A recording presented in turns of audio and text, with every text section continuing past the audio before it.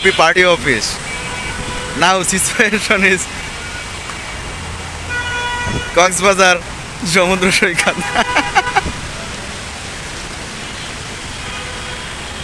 পুরাই ডুবা শেষ।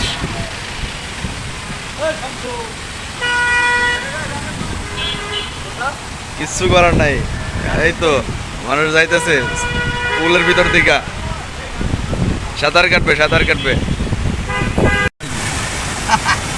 শেষে এক মামারে কইলাম একটু রিক্সা নামাই দিতে, এখন নামাই দিচ্ছে। এই হচ্ছে বর্তমানকার অবস্থা। এই আস্তে আস্তে